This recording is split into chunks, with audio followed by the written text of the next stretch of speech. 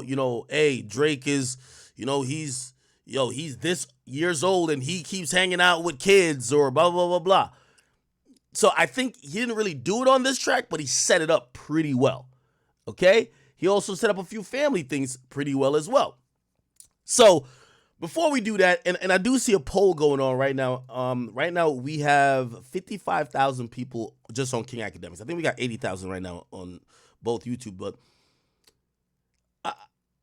there was a poll ran who won this round, and I'm gonna be honest with you, the poll shows, and we'll pull it up right here. It shows 50,000 votes. This is where we're live. Poll. I have to mute myself. My bad. Okay. Are we good? Oh yeah. Okay. Where's the poll at? Well, okay. The poll is here, and 48,000 people have voted. I think I might have to vote just to see the result. Let's say I vote Drake. Okay. After 48,000 votes, right? 48,000 votes. Let me make sure I can see it. 48,000 votes. Drake 29%, Kendrick 71%. That's what people are saying. Now, I think this round to be evaluated is going to be much more intricate than just a simple poll, because number one, we're all going to be victims of the recency bias. What came out the last or what came out today is going to seem more prevalent and relevant than something that's been out before. Nevertheless, and second of all, this is why I do want to say, remember when these guys were, remember when y'all were like, well, why did it take Drake 21 days to respond? Because if we're going to be very fair, he who responds second has the advantage. Let's be very clear about that, right? Again, you're trying to play their hand, but you have to go first. So again, Drake went first with push-ups, right? Kendrick gets to respond, which, by the way, Kendrick's response is 6 minutes all dedicated to deciphering and breaking down Drake, while Drake's response, about 70% is going at Kendrick, but he's also going at other guys, and also not knowing what the fuck Kendrick's going to come with. So Drake is kind of, and I'm not copping pleas to nobody. I'm just speaking how really what it is. He's kind of fighting with blindfolded. Now, we should probably get into the lyrics before, and I do have a personal favorite in this whole in between the two songs, and I'll tell you where both of these artists I think are now. What should happen next? I've said before, Drake is on the clock. Drake is on the clock, 100%. Drake has to drop again. Like, this is, I didn't only do that for Kendrick. Drake got to drop again. Now, let's get into these lyrics, because that's usually where the genius in all of this lies. Keep in mind, people, we're not dealing with Meek Mill, the dumbest rapper who ever lived. I think might be one of the dumbest humans. We're dealing with two individuals who are playing chess at a very high level. You could even see, and we're going to get into breaking down the lyrics, it looks, Drake does what he's done a lot by trying to front a move. Like, what I mean? It's like, what do they call it? In football, when you fake handoff to the running back because you want him to think you're running, but really you're passing, right? Drake mentioned Kendrick's wife and starting to allude to things, and Kendrick called the bluff instantly. He basically said, "Yo, you're just lying, nigga." Morale.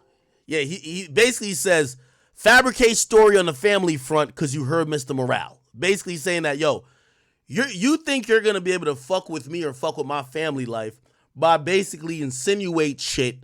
Like, remember Drake says, I'll be with bodyguards like Whitney, right?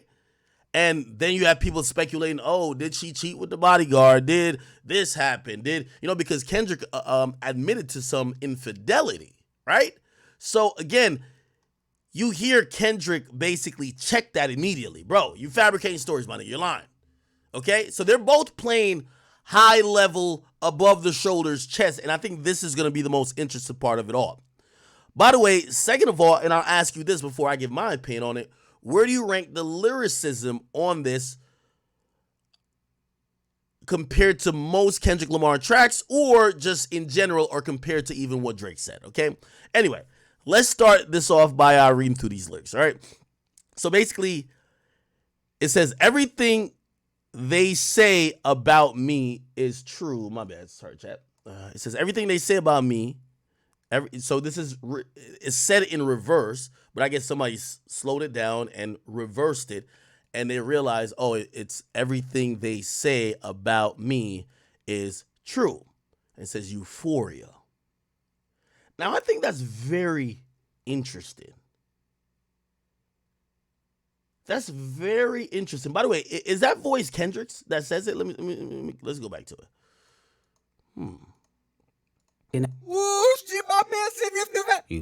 Whose voice is that?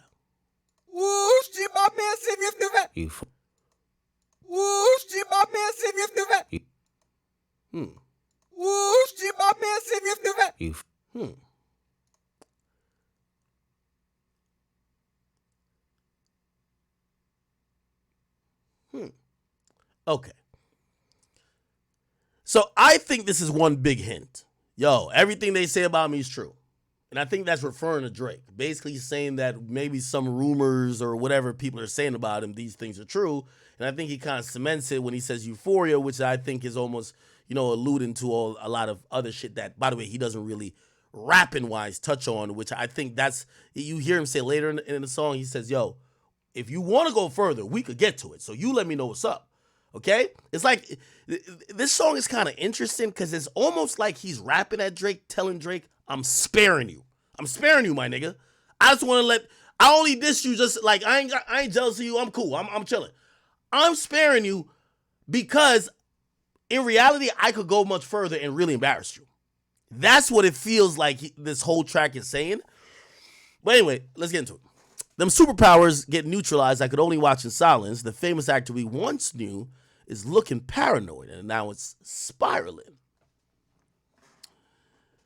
I think that was definitely aimed at Drake. You remember when Drake was like posting them stories?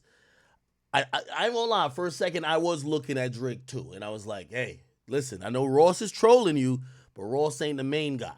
Like, you know what I mean? Like, Ross is just gonna get you taken out of like character and make you look like you're either stressed out or paranoid while waiting and anticipating Kendrick's response. You get what I'm saying?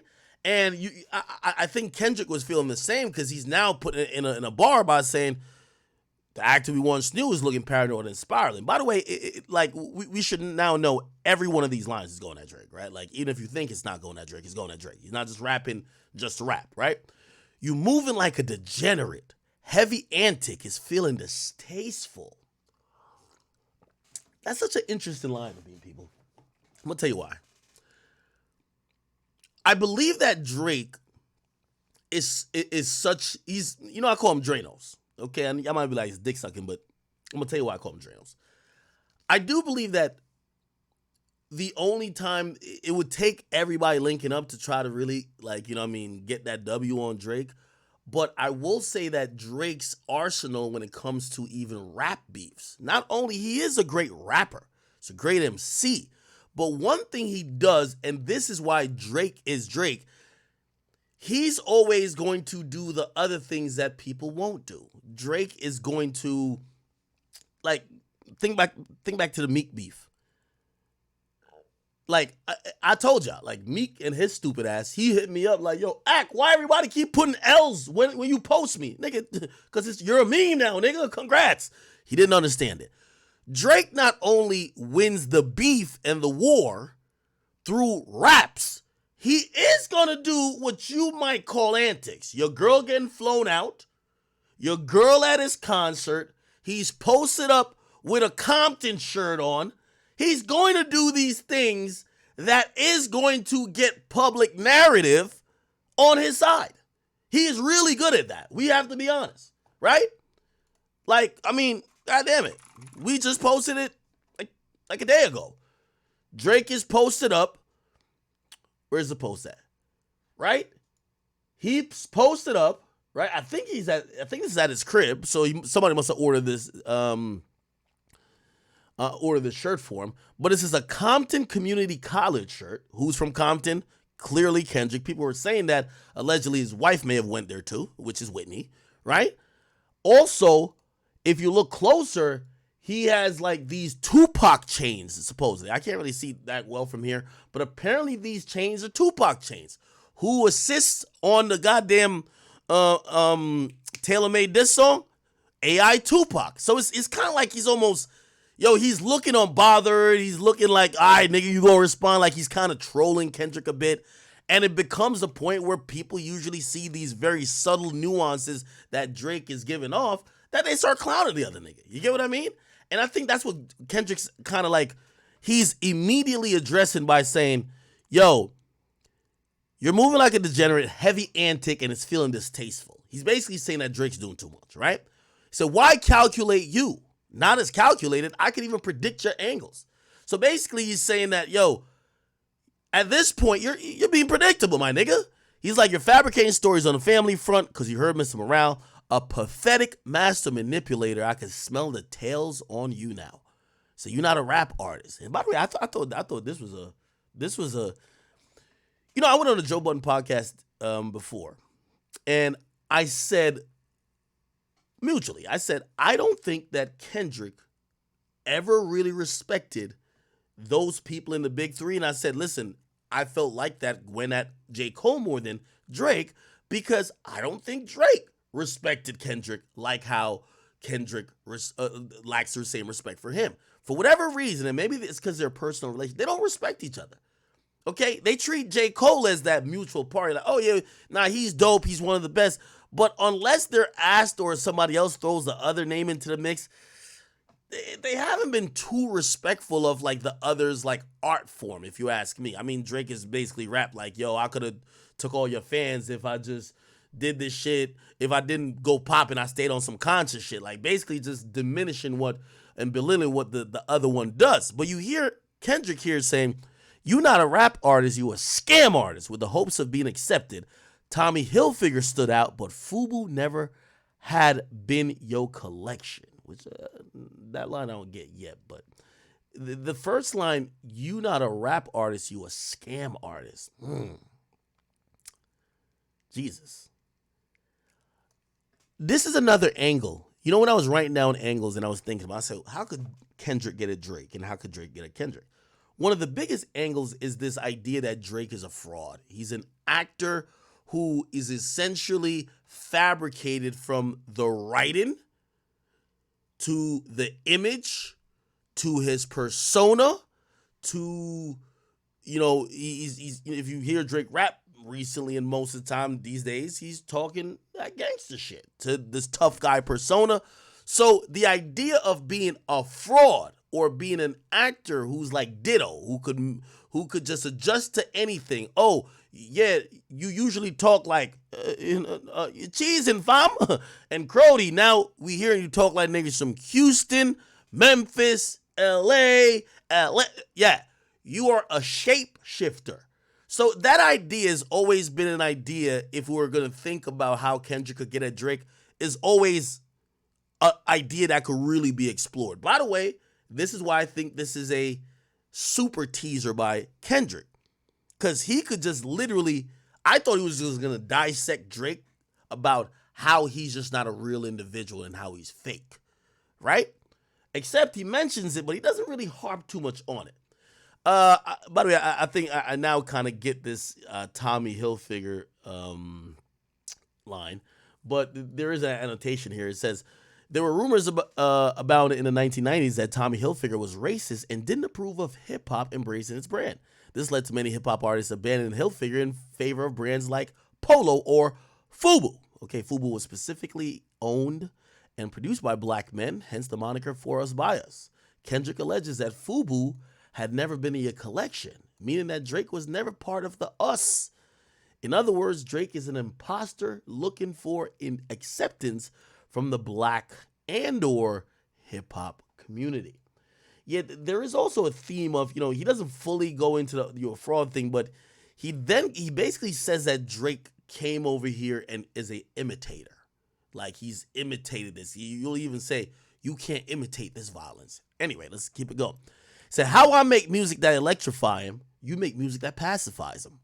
Which, by the way, hey, that's another angle. I ain't gonna lie. Every rap or every line is angles that I've thought that Kendrick could have went deeper in, right? Yo, I'm making songs like We Gonna Be All Right. It's the soundtrack of a movement, of a revolution, of a revolutionary movement for people who look like us and the very backbone of this culture, which is black people culture. That's what my music does. Your music just distracts people to dance in a nightclub. That's always a angle, right? So he kind of mentions him. He says, and you could tell he's teasing these angles because he says it. I could double down on that line, but spare you this time. That's Random Acts of Kindness. Which, by the way, I think this entire track, there's two things you're gonna take away from it.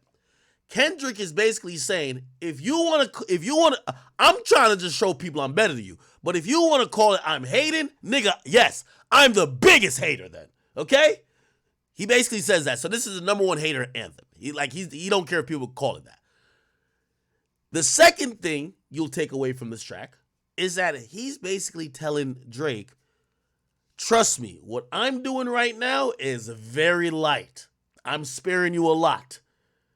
And even with me sparing you a lot, I don't think you can fuck with me.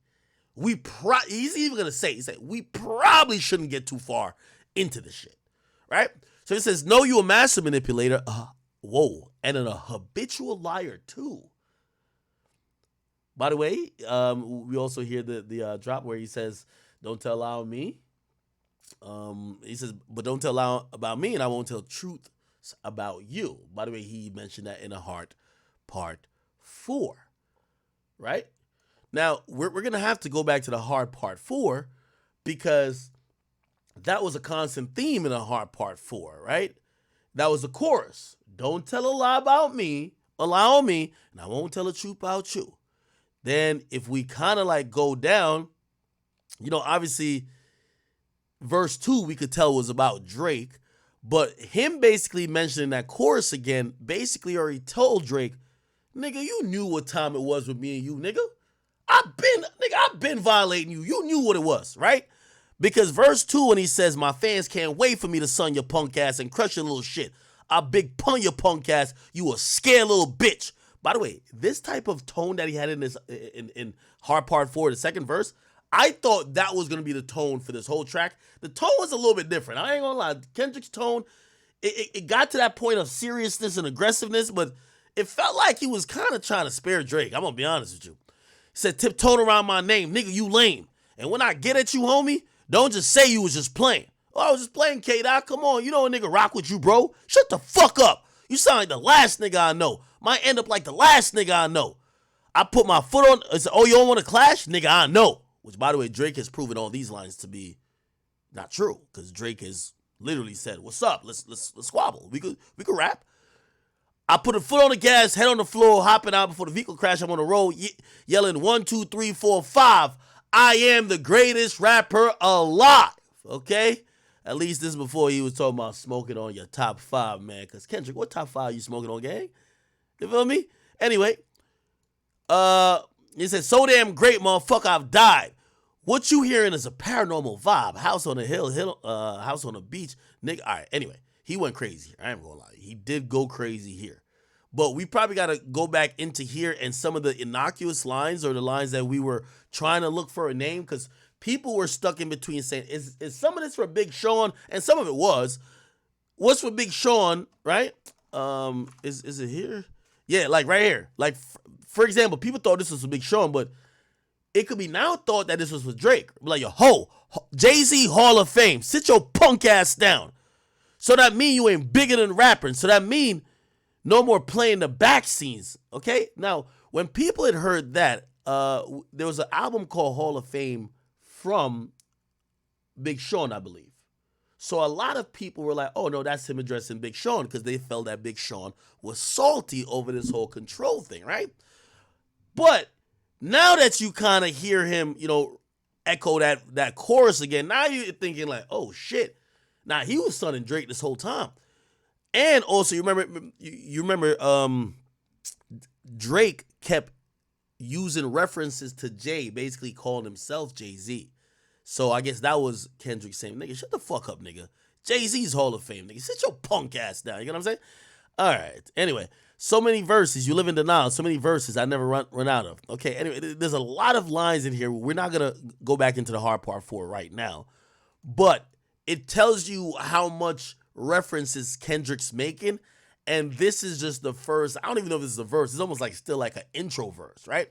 Then he's on, shoo, whatever. And then now the beat kind of drops. He says, yeah, I'm out the way. Yeah, I'm low, okay? Yeah, the island's right here, remote, okay? I ain't thinking about no reaper.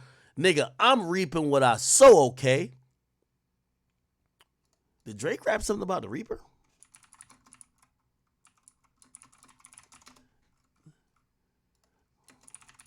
Did he? I don't know if he did.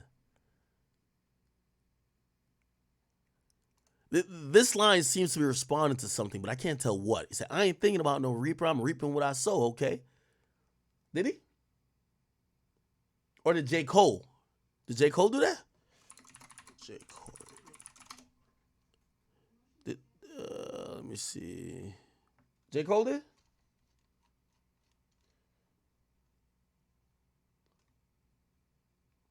When did somebody say I'm slow? Bro, I'm doing this live. Chill out.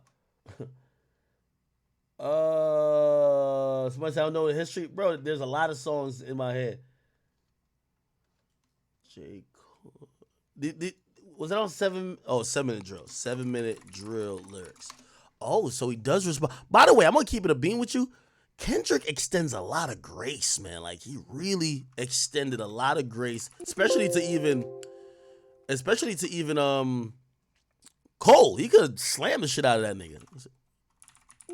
He didn't mention Reaper on this.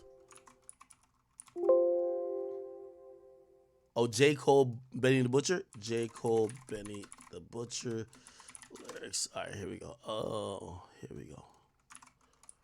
Reaper. Oh, okay.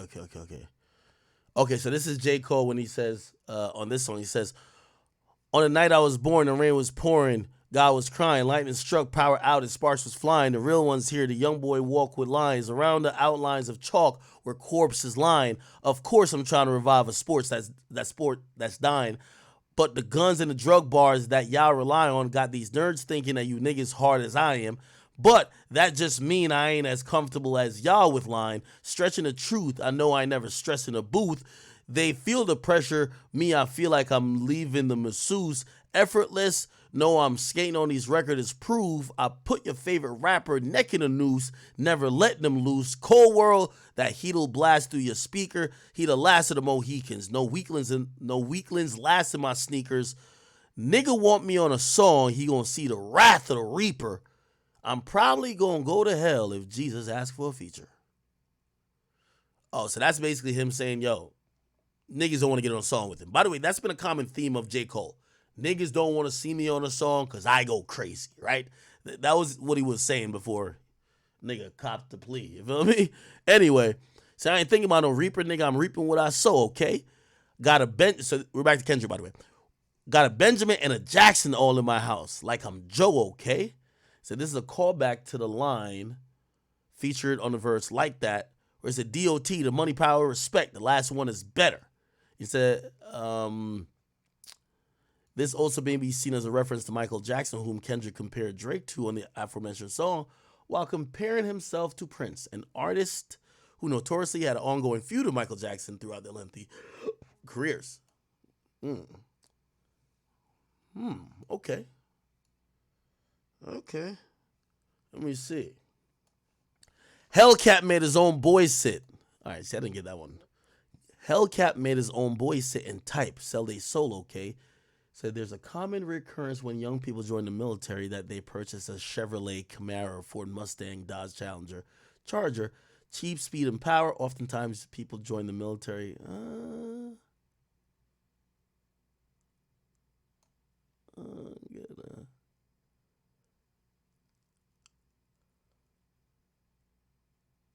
Okay. All right, whatever. Everybody want to be a demon till they get chipped by your throwaway. And I might do a show a day, once a lame, always a lame. Oh, you thought the money, the power, the fame will make you go away. Have you ever played? Have you ever? Okay, nigga, let's play it. Have you ever watched? Have you ever? I thought it was walked your enemy. Okay, it says watch. Have you ever watched your enemy down down with a poker face? Have you ever paid 500,000 to like an open case? What's that referring to? It's like Kendrick almost referring like he's been in some real shit. We always known Kendrick as being the guy who witnessed it from the fucking window in the hood, but we never knew Kendrick as the guy who was doing the shit, right? Anyway, well, I have, and I felt that both, but I came out straight. I hate when I rap. I talk about guns, then somebody die, then they turn into nuns and hop out. I think he says, I hate when rappers talk about guns, then when somebody died, they turn into nuns, then hop online like Pray for My City. He faking for likes and digital hugs. His daddy a killer. He want to be junior. They must have forgot the shit that they done. They mentioned must run in his family, but let it get shaky. I park your son.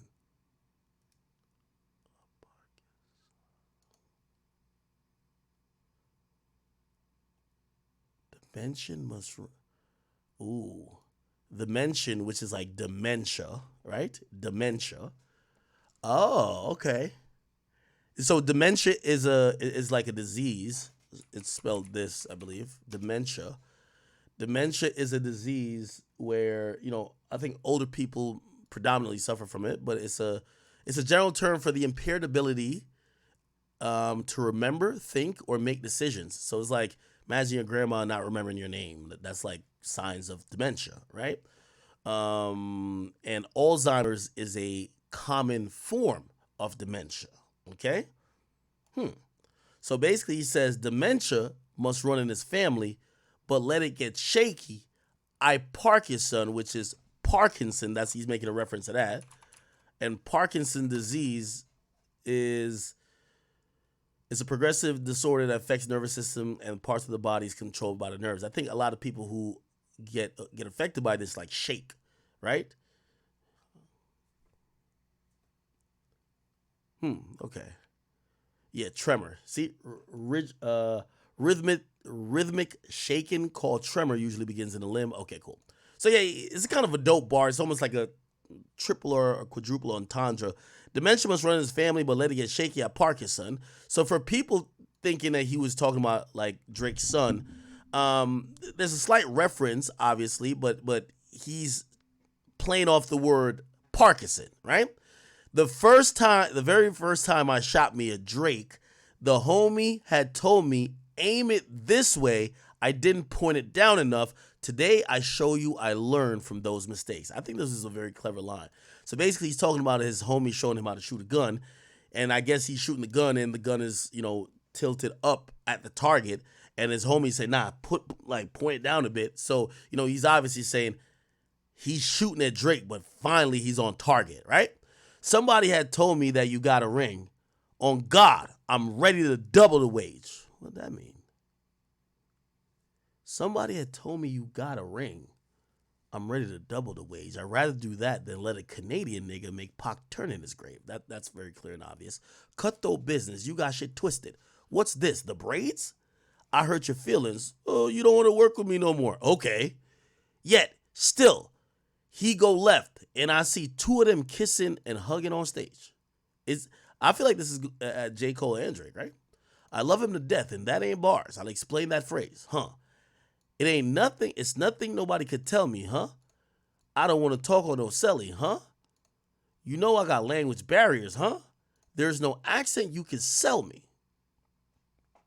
And you see it here even in the annotation. They're like, Drake's accent's a chameleon and has notoriously used many accents to appeal to different crowds. I mean, Drake has spoke Spanish. He spoke Portuguese. We've seen him speak Arabic. We've seen him like basically sound like a nigga from Memphis. Sound like I think everybody knows that reference, right? He said, yeah, Cole and Aubrey, I'm a selfish nigga. The crown is heavy, huh? I pray they're my real friends. That line was confusing. He says, I pray they're my real friends.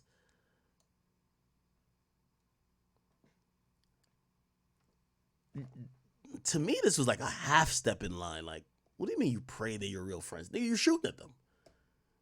You're shooting at your friends. And he's like, if not, I'm YNW Melly. Well, that makes sense because let's go on the assumptions of the YNW Melly case, where they're like Melly's friends were thinking they were cool with him, or maybe if they did have a problem, it wasn't that serious, and then Melly just shoots them in a car. So again, that would be indicative of Kendrick Lamar because it does seem that Kendrick has provoked any issue with Drake or Cole. It looks like Cole wants to be friends with both of them. It looks like Drake is confused and Drake is like, bro, like, why are you trying to always get at me? Is it because I'm popular? It feels like Kendrick has pushed this line more than any of them, right? I don't like you popping shit. And I guess he's getting into why he don't like Drake, right? I don't like you popping shit. That shit for real. I ain't heard the beef. Fuck all that pushing P. No. Actually, this line is wrong. So whoever's on Genius, correct this. I think he says, I don't like you popping shit. That shit Pharrell. Like, you know, Drake was dissing Pharrell before, right? Drake disses Pharrell. What do you say about Pharrell? Let's go to Meltdown. Meltdown lyrics. Yeah, so it looks like Kendrick is saying he'll inherit the beef for Pharrell, and then he mentions Pusha T, which, by the way, Drake, this is both of them on here. This is Drake right here on Meltdown. T-Time like I got a cup of this shit. T-Time like a golf at the 5:45. I love to fuck on a regular bitch. Famous hoes lame, but they stay on my dick. Heard your new joint and it's embarrassing shit. You talk to the cops on some therapist shit. You act like you love this American shit, but really the truth is you scared of the 6. Your bodyguard putting the work on a flute. Now you want to go and inherit the shit. Don't talk about the boys by comparison shit, or come to the boy on some arrogant shit. The weapons we got on some terrorist shit. Like TV producers, we airing this shit. She asking for bread for her parents and shit. I told her I don't got no cash, and she said she could wait on a rack on some Arabic shit. I pull out $1 million and stare at the shit. My dick just got hard because the wires just hit. My schedule is out. Come spin for us for real. Man, fuck all that. Okay, give a fuck about that heritage shit. I think this is where he started this and push Pharrell, right? Since V not around, the members done hung up the Louis. They not wearing that shit. Don't come to the boy by repairing. I thought there was something else where he was dissing Pharrell. Give me 1 second. He was dissing Pharrell somewhere. Or maybe it was that line, right? Oh, because Pharrell is a newly appointed person at Louis V. So he's dissing him by saying, man, fuck all that spinning the narrative shit. I melted down the chains I bought from your boss. Give a fuck about that heritage shit. Since V not around, the members done hung up the Louis. They not even wearing that shit. Basically saying that he don't fuck with Pharrell neither. Even though, by the way, he bought Pharrell chains. I think he wore it in the Jumbotron shit popping video. Drake buys Pharrell jewelry. Yeah, he bought $3 million of the jewelry and then he wore it in the video and then he dissed the nigga. Yeah, Drake's a petty nigga, bro. I ain't gonna lie to you. Imagine giving a nigga $3 million for his jewelry, wearing it, and then dissing the same nigga.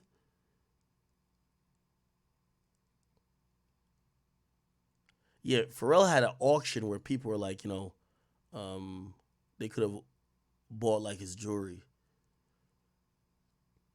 And Drake bought these chains. It's like the skateboard P chain. They're saying this was Jesus Christ. They said this was a Jacob & Co. nerd pendant chain for $2.184 million, and Drake bought it. Then this was $150,000. Wow. 100,000. Yo, damn, Drake just bought this shit to shit on a nigga. And by the way, he wore all this shit too. Wow. He wore all this shit in the video just to shit on a nigga. Anyway. Okay. So yeah, this line was like, I don't like you popping shit. That shit with Pharrell, I inherit the beef. Fuck all that pushing P. Let me see you push a T. You better off spitting again on him. you thinking about pushing me. So he's basically saying, bro, you probably have better luck trying to go reignite your beef with Pusha T than fucking with me, right? He's Terrence Thornton. I'm Terrence Crawford. Yeah, I'm whooping feet. Who's Terrence Thornton? We'll find out later. Okay. And this line was another reason why I think this track is a warning shot. We ain't got to get personal. This is a friendly fade. You should keep it that way. I know some shit about niggas that make Gunna wanna look like a saint. Man, so Kendrick finally responded, bro. And I ain't gonna lie, I'm really happy that the beef is like, or the war is like finally set it off, bro. So we got Drake on one side, Kendrick on the other side. So you got Push Ups versus Euphoria. Like, honestly, I don't even fully know what to say. Euphoria was a banger. I like, I I listened to Euphoria like 10 times. I listened to Push Ups like 6, 7 extra times today. Man, I don't even know what to say. Like, which one is? It's like different vibes. Like, they're both not bad songs though, so it's hard for me to put one above another. But like, Accident was 10-9 towards Drake. Like, you could say 10-9 for either one, and I won't be mad. Like, you could say 10-9 for Euphoria, 10-9 for Push Ups. Round two though, will we get a back to back? Kendrick was hitting at back to back like type thing. You feel me? He might have a back to back just waiting out of anywhere. Now we know that Kendrick could drop. You feel me? He just drop it randomly on his YouTube. Like, it's crazy. I never expected or like thought I'd ever think or there'd be a possibility of something ever happening to Drake's career. If some of these allegations that are out about Drake comes to light, which I'm not really gonna speak on because I don't know if it's true or not, it's crazy. It could really like ruin Drake. Like, it would put him in like a blackballed situation. And man, like Drake can't really say anything and Kendrick like sales or anything, classics, anything. Like, you feel me? It's just hard, bro. I really want to hear what the next track is. I don't really care who drops first. I hope Drake drops first this time around. I want to see what he has to say. And then Kendrick, I feel like Kendrick's going to drop something crazy after that, depending on what Drake says. But we just got to wait and see. So, boy, Big Act News. This is just insane. Let me know how you guys feel about everything. Make sure you like, comment, subscribe, and let me know in the comments which side you're on. Are you on Team Kendricks or Team Drakes? Let me know.